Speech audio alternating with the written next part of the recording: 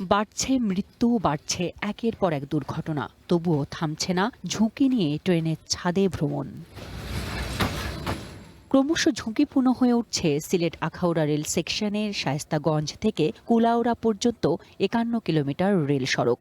ট্রেনের ইঞ্জিন বিকল হওয়া, চাকা লাইনচ্যুত হওয়া, রেল লাইনে কাটা পড়ে প্রাণহানির মতো ঘটনা বাড়ছে। পাশাপাশি ঝুঁকি নিয়ে ট্রেনের ছাদে ভ্রমণ তো আছেই। সিলেট ঢাকা এবং সিলেট চট্টগ্রাম রুটে বিপুল সংখ্যক যাত্রী প্রতিদিন ভ্রমণ করে, কিন্তু টিকিট স্বল্পতার কারণে ট্রেনের ছাদে ওঠার প্রবণতা বাড়ছে। যাত্রীরা মানছে না সরকারি নিষেধ। নির্মাণে নাম্বার 1 শাহ সিমেন্ট। ছাদে ভ্রমণের কারণে জরিমানা সহ ১ বছর পর্যন্ত কারাদণ্ডের বিধান রয়েছে।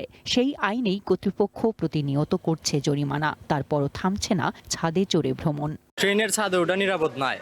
আমরা গত কিছুদিন আগেও সম্ভবত ৭-৮ তারিখ এখান থেকে একজন লোক পড়ে গেছে ট্রেন থেকে। ট্রেনের যে ছাদে অনেক মানুষ ভ্রমণ করে, যদি এদিক দিয়ে বাগানে যাওয়ার সময় গাছের সাথে পড়ে বা ট্রেন থেকে পড়ে একটা দুর্ঘটনা ঘটতে পারে। ট্রেনের উপরে যে ইয়ং ছেলেরা আসলে যে চলাফেরা করে খুবই বিপজ্জনক। ট্রেনের ছাদে এগুলা যে উঠে, এগুলা মৃত্যুর কারণ। রেলওয়ের আইন আছে, কিন্তু মানছে না যাত্রীরা।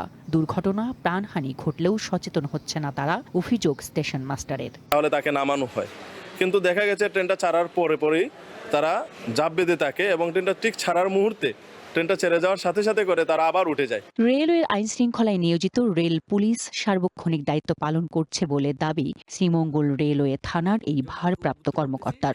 যেন ছাদে না উঠে রেললাইন পারাপারের জন্য সহযোগিতা করে, দেখে রেললাইনে চলাচল করে, ওভারব্রিজ ব্যবহার করে। এই জন্য আমরা যথেষ্টভাবে প্রত্যেক সময় মাইকিং করতেছি। দুর্ঘটনা ও প্রাণহানি রোধে রেলওয়ে কর্তৃপক্ষ যথাযথ ভূমিকা নেবে এবং যাত্রীদের সচেতনতা বৃদ্ধির উপর জোর দেবেন, এমনটাই প্রত্যাশা সচেতন মহলের।